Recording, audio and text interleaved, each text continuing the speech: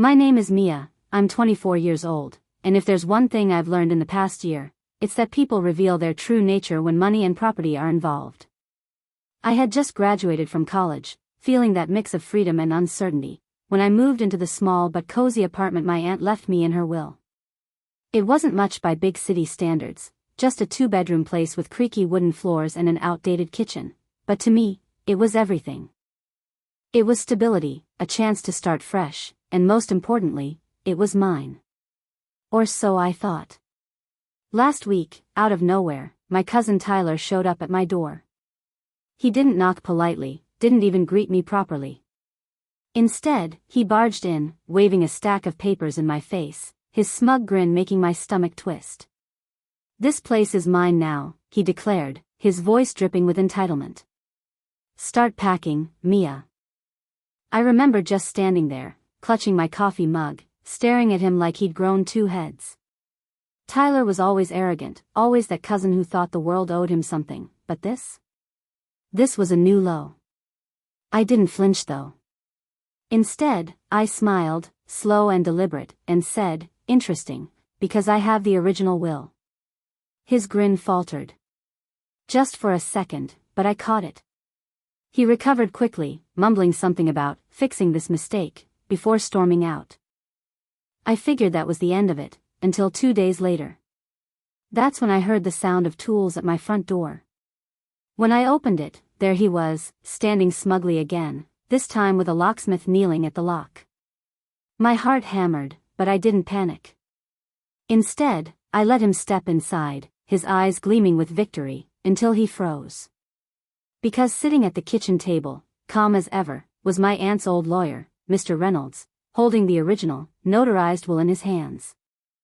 Tyler's face went pale the second he saw Mr. Reynolds at my kitchen table. For a man who loved to posture, to puff his chest and act like the smartest person in the room, he suddenly looked like a kid caught sneaking cookies before dinner.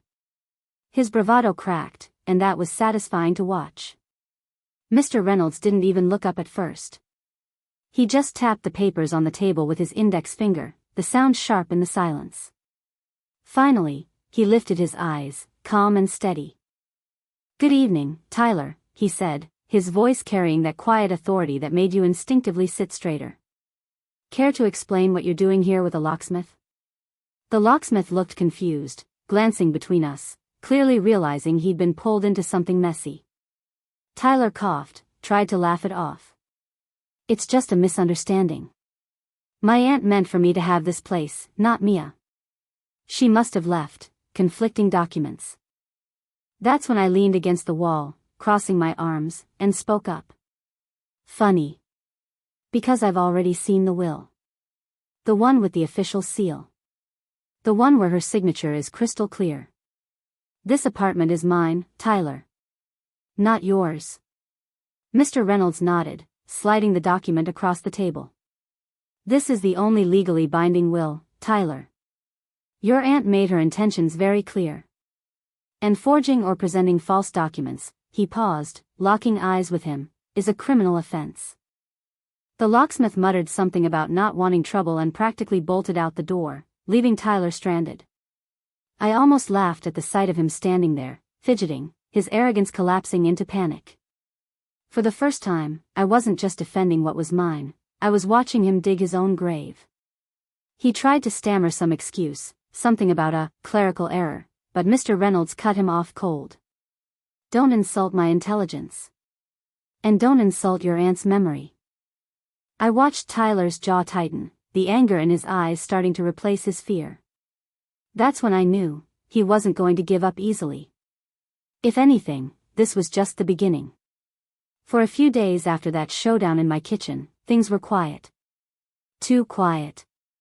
Tyler didn't call, didn't show up, didn't try barging in again. I should have felt relieved, but instead, I had this gnawing feeling in my stomach, like the silence was just a storm gathering strength. And I was right. It started small. A notice slipped under my door from the apartment management office, claiming there were issues with ownership and that I needed to vacate until it was resolved. Except, there was no management office.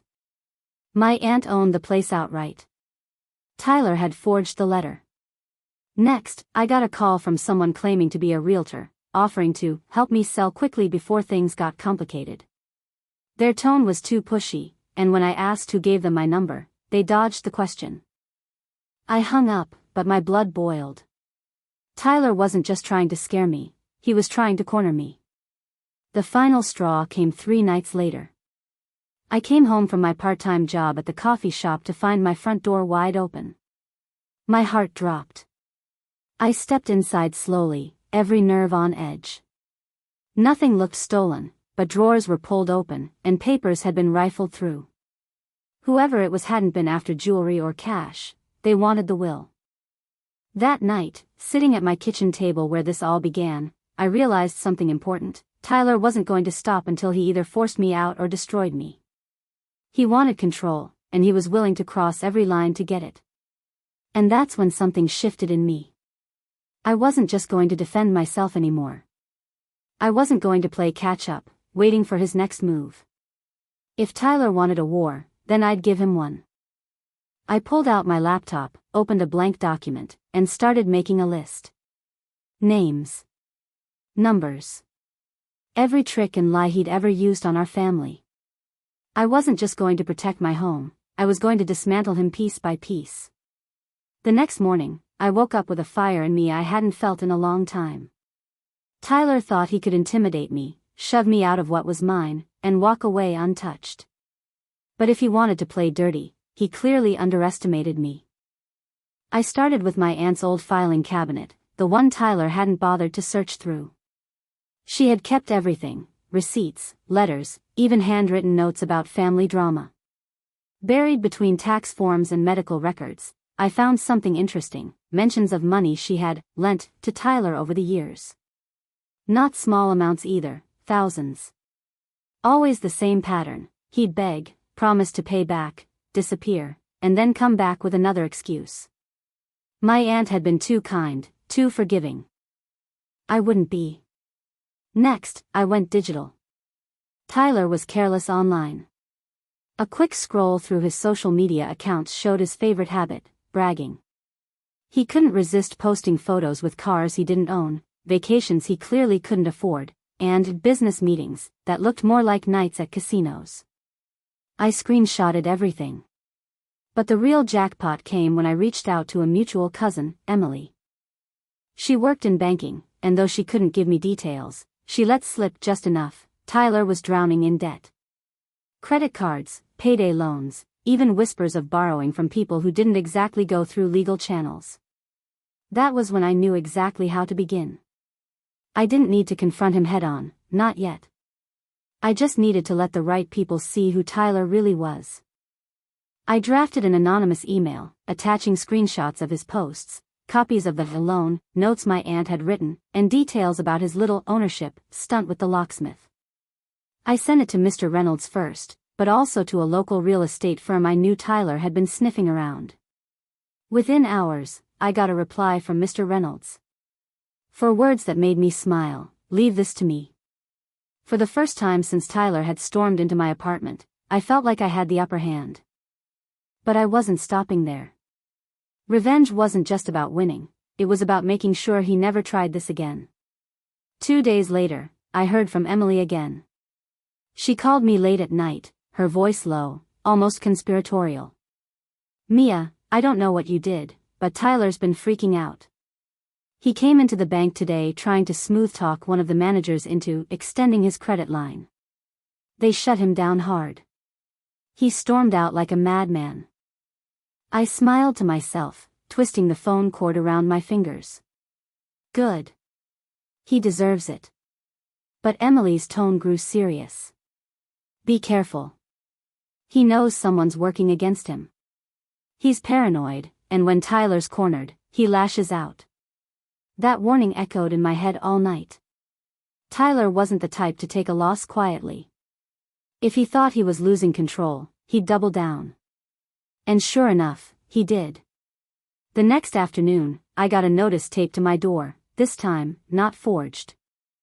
It was from the city, saying there'd been a complaint filed about my apartment violating housing codes. I nearly laughed when I read it. Tyler had actually gone so far as to report me to the city, probably hoping inspectors would find me or push me out. What he didn't realize was that I had already spoken with Mr. Reynolds, who had connections everywhere. When the inspector arrived, I was ready. The place was spotless, up to code, nothing out of order. The inspector even chuckled, saying, "Looks like someone's wasting my time." Strike one. Later that week, I ran into a woman at the grocery store, someone I vaguely recognized from one of Tyler's infamous parties years back. She pulled me aside, lowering her voice. "You didn't hear this from me, but Tyler's been running his mouth. He's telling people you cheated the will. That you manipulated your aunt." I thanked her, but inside, I burned. Tyler wasn't just attacking me legally anymore. He was going after my reputation, trying to turn people against me. Fine. If he wanted a war of stories, I had plenty of ammo. That night, I made copies of my aunt's notes, the ones showing how much money she'd given him, how often he'd lied. I mailed them, anonymously, to a few family members who always seemed to think Tyler just needed a chance. By morning, my phone lit up with texts, shock, betrayal, anger, all directed at him. Tyler was slipping. His grip was loosening. And I could feel the sweet satisfaction of revenge just beginning to take root. But I knew better than to celebrate too early. Because a man like Tyler? He wasn't going to go down quietly. By now, I could almost predict Tyler's behavior. When he was confident, he was smug and unbearable. But when he was desperate, when the ground beneath him started to crumble, he got sloppy. And sloppy was exactly what I was counting on. The first sign came on a Thursday night. I was coming home from my shift, tired, with grocery bags cutting into my hands. As I rounded the corner, I froze. Tyler was leaning against the wall outside my building, arms crossed, eyes cold. "Mia," he said, his voice low and sharp. "We need to talk." I kept my distance, unlocking the front door. "About what? The will? The fake papers? Or maybe the lies you're spreading?" He smirked, but his eyes gave him away. They were darting, restless, like a man who hadn't slept in days. "You think you're clever, huh? Turning the family against me. But you don't know who you're messing with." I raised an eyebrow.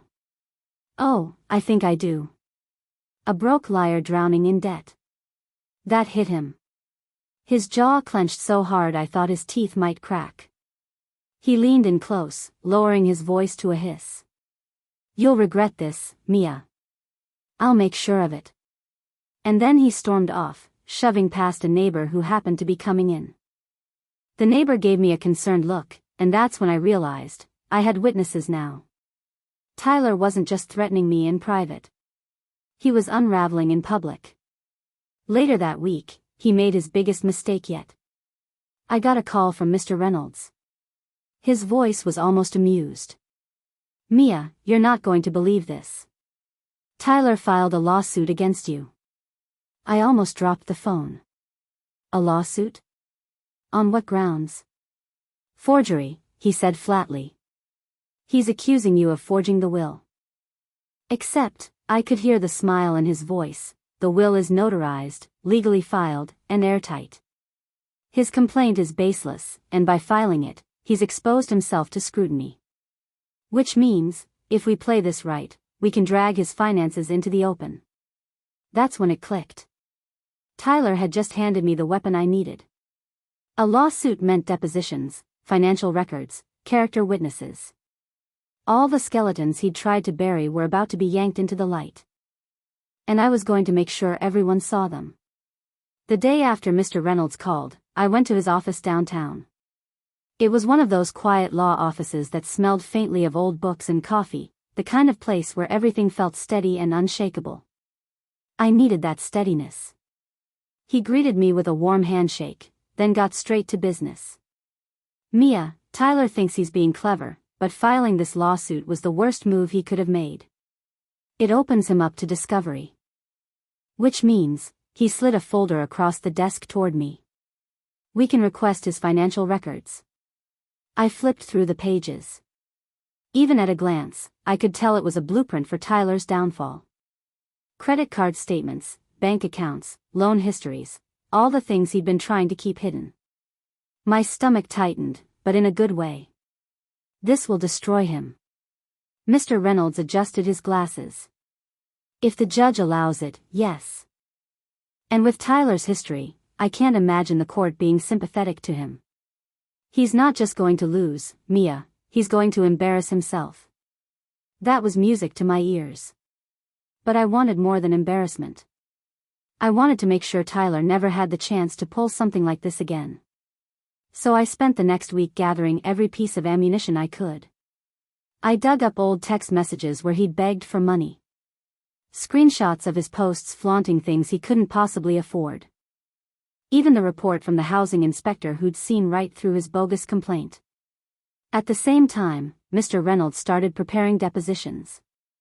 He would subpoena people who had dealt with Tyler financially, banks, loan offices, maybe even some of those shady lenders Emily had hinted at.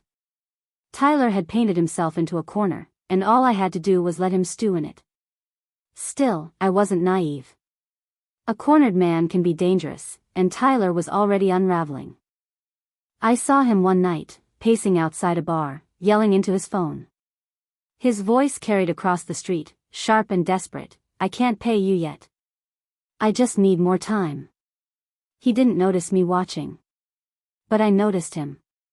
And in that moment, I realized something important. Tyler wasn't just fighting me anymore. He was fighting everyone he owed, and that list was long. He'd started a war he couldn't win. And I was going to be the one to finish it. The first court date was set for a Tuesday morning. I barely slept the night before, pacing my apartment, going over every document and note I had. But when I walked into the courthouse with Mr. Reynolds, something shifted. I wasn't nervous anymore. I was ready. Tyler, on the other hand, looked like hell. His usually slicked back hair was messy, and the expensive suit he wore didn't quite hide the sweat on his collar. He tried to smirk when he saw me, but it came out more like a twitch. For once, I didn't feel small around him, I felt taller. Stronger. The judge wasted no time. Tyler's lawyer, a cheap, overeager man who couldn't have been more than a few years out of law school, argued that I had misrepresented the will. But the moment Mr. Reynolds placed the notarized, original document on the table, it was over. The judge's eyebrows rose. "Mr. Parker," she said, addressing Tyler directly, "this will is clear, legally binding, and properly filed. On what basis did you claim it was forged?" Tyler opened his mouth, but no words came out. His lawyer fumbled, muttering something about confusion, but it was weak. Too weak. Then came the part I'd been waiting for. Mr. Reynolds stood, calm and collected. "Your Honor, given Mr. Parker's unfounded claims, we request discovery into his financial records to establish motive for this false filing." The judge didn't hesitate. "Granted." I swear I saw the blood drain from Tyler's face in real time. He knew exactly what that meant. Every debt, every late payment, every shady transaction, it was all about to come out. Outside the courthouse, reporters had gathered. Local news must have picked up the story of a contested will, maybe because of the locksmith incident, maybe because Tyler had run his mouth to the wrong people. Either way, they swarmed us. One reporter shoved a mic toward me. "Mia, do you have any comment about your cousin's claims?" I looked straight into the camera, my voice steady. "The truth is simple, my aunt wanted me to have that apartment. Tyler knows it. The will proves it. This isn't about family, it's about greed." It was bold, maybe even risky, but I wanted those words out there. And judging by the way Tyler stormed off, shoving cameras out of his face, it hit him hard. That night, my phone buzzed with messages from relatives. Some supportive, some shocked, but all of them saying the same thing: Tyler's finished. And for the first time, I really believed it. The fallout from that first hearing hit Tyler harder than I even expected. Within days, whispers about his finances spread through the family. At first it was subtle, an aunt asking him if he was doing okay, a cousin teasing him about that car he supposedly bought. But soon, the whispers turned into questions he couldn't dodge. And Tyler hated questions. He tried to fight back the only way he knew how, by getting loud. That weekend, I heard from Emily that he'd shown up at a family barbecue uninvited, ranting about how I was manipulating everyone and stealing what was rightfully his. Apparently, he got so worked up he knocked over a table of food and stormed out when no one sided with him. Strike two. But his real mistake came a few nights later. I woke up to my phone buzzing non-stop. Missed calls. Texts from neighbors. One of them read, "Mia, call the police. Tyler's outside your building." My heart dropped. I pulled back the curtain, and there he was, pacing on the sidewalk, shouting into the night. "This isn't over, Mia. You hear me? You'll regret this." Several neighbors were on their porches, watching, phones out recording. I called the police, and by the time they arrived, Tyler had already shoved a trash can into the street and dented someone's parked car. They cuffed him on the spot for disorderly conduct. I stood there in the doorway, arms crossed, watching as he yelled my name even while being shoved into the back of a squad car. And you know what? I didn't feel scared. I felt powerful. Because now I had proof, witnesses, that he wasn't just greedy. He was unstable. The next morning, I walked into Mr. Reynolds' office with the videos neighbors had sent me. He leaned back in his chair, smiling in that calm, satisfied way of his. "This," he said, tapping the screen, "isn't just damaging. It's devastating. No judge is going to side with a man who behaves like this." And that's when the plan crystallized in my head. Tyler wanted a war? Fine. I'd make sure every door closed on him, one after another, until he had nothing left to fight with. The morning after Tyler's arrest, my phone wouldn't stop buzzing. Neighbors were still sending me clips of him shouting on the street, and some had even uploaded them online. By noon, the video had spread through Facebook like wildfire. Tyler, drunk or high or just out of his mind, screaming about how I'd stolen from him, thrashing against the cops while half the block watched. For once, I didn't have to do a thing. Tyler was destroying himself. But I wasn't about to let the moment pass. I forwarded the video to Mr. Reynolds, who immediately filed it with the court. "This goes straight to character," he told me. "When we argue about credibility, this is Exhibit A." Then I made a few quiet calls to family members, specifically the ones who had been sitting on the fence, the ones who always gave Tyler the benefit of the doubt. I didn't scream, didn't gloat. I just said, "I think you should see this," and sent them the link. By that evening, the shift was obvious. The same relatives who had once defended him were now sending me apologetic messages. "I had no idea it was this bad, Mia. We should have seen through him sooner. Don't let him bully you, your aunt would be proud." Tyler's little army of sympathizers was crumbling. He was running out of places to hide. And while he was busy scrambling, I tightened my hold. I filed a harassment complaint with the police, using the video as evidence. That meant if he came near me again, he'd risk violating a restraining order. I also reached out to the real estate firm he'd tried to woo into believing he had rights to my apartment. I didn't even have to explain much. One of their managers had already seen the viral video. "We won't be doing business with him," she said firmly. The walls were closing in, and for the first time since this whole ordeal started, I felt like I was winning. But in the back of my mind, I knew Tyler. He wasn't going to retreat quietly. A man like him, cornered and humiliated, always tries one last desperate swing. And I had to be ready when it came. It happened late on a Friday night. I just settled in with a glass of wine and a book when there was a pounding at my door. Not a knock, a full-on, angry, shaking the frame kind of pounding. My stomach tightened instantly. I checked the peephole, and sure enough, it was Tyler. His face was red, wild, and I could hear him muttering to himself between bangs. "You think you've won? You think you can ruin me? Open the door, Mia." For a moment, fear crept in. But then I remembered something, the restraining order. He wasn't just at my door, he was breaking the law. So instead of opening it, I pressed record on my phone and stood silently as he raged. He cursed, threatened, even shoved at the door hard enough that the frame groaned. Finally, when he kicked it, I called 911 loud enough for him to hear. That did it. He froze for half a second, then bolted down the hallway. But it was too late, the cameras in the building caught everything, and my recording had the rest. By the time police tracked him down the next morning, I had already sent the footage to Mr. Reynolds. "Mia," he said when he saw it, his voice tinged with pride, "this isn't just harassment anymore. This is grounds to push for sanctions against him in the lawsuit." And that's exactly what happened. When we appeared before the judge again, Mr. Reynolds presented the video calmly, almost casually, like he was laying down a winning hand in poker. Tyler's lawyer tried to spin it, saying he'd been emotional and misunderstood. But the judge wasn't buying it. "Mr. Parker," she said sternly, "this is not the behavior of someone pursuing a legitimate claim. This is intimidation. This is harassment. Consider this your final warning before I hold you in contempt of court." Tyler sat there, jaw clenched, humiliated in front of everyone. I didn't even need to say a word, the judge had done it for me.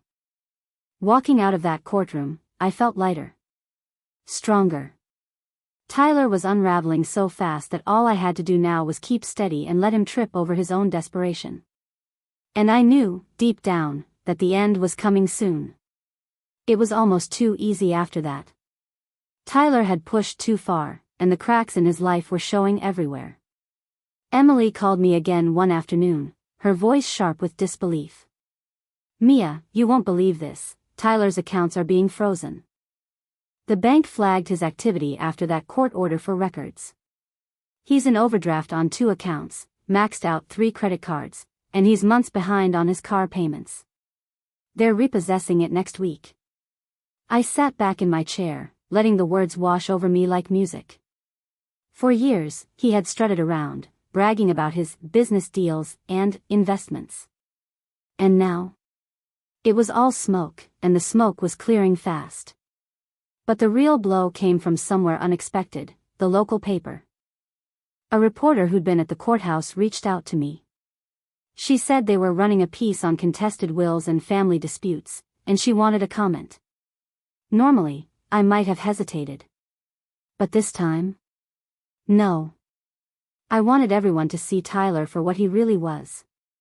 So I met her at a coffee shop.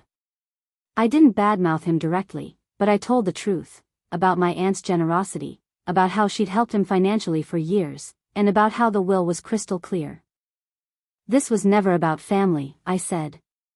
"This was about someone who couldn't accept responsibility for his own choices." When the article came out, it wasn't flattering to him. It didn't need to be. They quoted me, they mentioned his arrest, and they hinted at his financial troubles without spelling it all out. Enough for people to connect the dots. And connect them they did. My phone buzzed non-stop with messages from old family friends, neighbors, even people I hadn't spoken to in years. The consensus was the same: Tyler had embarrassed himself, and I had handled it with dignity. The best part? Tyler couldn't stand it. I knew because he called Emily in a drunken rage, screaming about how I'd set him up with the media. But there was nothing he could do. The truth was out. For the first time, I felt the tide had fully turned. He wasn't just losing the legal battle, he was losing the court of public opinion, too. And yet, I still had one card left to play. The one that would end this, once and for all. By this point, Tyler was a shadow of the man who had stormed into my apartment weeks earlier, waving fake papers and acting like he already owned the place. His pride was gone, his money was gone, and his family had turned their backs on him. But one thing about Tyler, you couldn't underestimate his stubbornness. Even when the walls closed in, he still tried to claw his way out. I found out through Emily that he was scheming with a shady business partner, someone who claimed they could help him rebuild if he invested what little he had left. The plan, apparently, was was to flip some rundown property and prove to everyone that he was still a winner. It was his last-ditch attempt at salvaging his reputation. And I couldn't let it work. So I dug deeper. With the help of Mr. Reynolds, I tracked down information on this so-called partner. It didn't take long to uncover the truth. The man had a record for fraud. Lawsuits, scams, even a few pending investigations. Tyler wasn't about to strike gold, he was about to get conned. I had a choice. I could have let it happen and watched him dig himself even deeper. But no, if I wanted to end this, I needed to strike cleanly and publicly. So I made a quiet call to the reporter who had covered the will dispute. I gave her everything, names, documents, proof of the partner's fraud. I didn't even have to mention Tyler's involvement, she figured it out on her own. 2 days later, the headline hit the paper, "Local man linked to fraudulent real estate scheme." The article didn't just expose the scammer, it dragged Tyler into the mud with him. His name was right there, bold as day, tied to another con. The reaction was immediate. Whatever scraps of credibility Tyler had left were gone. Friends stopped returning his calls. Family who once tolerated him now refused to even speak his name. When I saw him outside the courthouse the next week, he didn't yell. He didn't smirk. He didn't even look me in the eye. He just walked past me, shoulders hunched, like a man who finally knew he was beaten. And I knew then, it was over. The final court hearing felt almost surreal. For weeks, my life had been consumed by this war with Tyler, every day filled with phone calls, paperwork, tension, and strategy. But that morning, as I walked into the courthouse, I felt calm. Almost peaceful. Tyler showed up late, as usual, and he looked defeated. His once expensive suit was wrinkled, his tie half undone. He didn't strut this time. He didn't glare at me or try to puff himself up. He just slumped into his seat at the defendant's table like a man who knew the fight was already lost. The judge wasted no time. After reviewing the evidence, the notarized will, the harassment videos, the reports of his arrest, and even the news articles, she ruled firmly in my favor. The apartment was mine, beyond any question. But it didn't stop there. "Mr. Parker," the judge said, her tone icy, "this court finds your claim to be not only unfounded but malicious. You have wasted the court's time and resources, and you have harassed the rightful beneficiary of this will." She glanced at the documents Mr. Reynolds had filed. "Therefore, you will be ordered to pay Ms. Parker's legal fees in full." The sound that came out of Tyler was almost a choke. He tried to protest, but the judge silenced him with a sharp look. "Sit down, Mr. Parker. You've done enough damage." I sat there, my hands folded neatly on the table, trying not to let my smile show too much. But inside, I was glowing. Not only had I kept what was rightfully mine, I'd forced Tyler to pay the price for trying to take it. When the gavel struck, it felt like a weight lifted off me. Months of stress and fear evaporated in that single moment. Outside the courthouse, reporters once again clustered around. One asked if I had any final words about the case. I took a breath, looked straight into the camera, and said, "This was never about winning. This was about standing up for myself and honoring my aunt's wishes. I wasn't going to let anyone, family or not, take that away." Tyler pushed past the cameras, face red, refusing to answer a single question. For once, the spotlight wasn't his. It was mine. And I intended to walk away with my head high. After the dust settled, life felt strangely quiet. For months, every waking moment had been about Tyler, what he would try next, how I could counter it, whether I was one step ahead or one step behind. And now? He was gone. I heard bits and pieces through family. He'd left town after the judgment, too embarrassed to face anyone. Some said he was staying with a friend in another city, others whispered he was trying to start over. Honestly, I didn't care anymore. Tyler had burned every bridge, and none of it was my problem. What mattered was me, and the life I could finally build without his shadow looming over me. The apartment, once a battleground, started to feel like home again. I painted the walls, replaced the old curtains with something bright, and hung pictures of my aunt in the living room. Every corner reminded me of her kindness, her faith in me, and how close I'd come to losing it all if I hadn't stood my ground. One evening, as I sat at the kitchen table, the same table where this entire war began, I poured myself a glass of wine and just breathed. For the first time in what felt like forever, I wasn't planning, or fighting, or worrying. I was living. Revenge had never been the goal at the start. All I wanted was to keep what was mine. But somewhere along the way, I realized something important. Letting Tyler walk all over me would have meant letting everyone else do the same.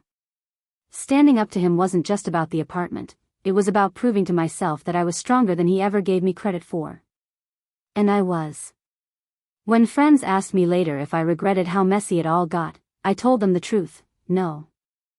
Because at the end of the day, I didn't just win. I survived. I fought back. And I made sure Tyler would never underestimate me, or my aunt's memory, ever again. As I turned out the lights that night, I whispered into the quiet apartment, "We did it, Aunt Clara. It's finally over." And for the first time since graduation, I felt free.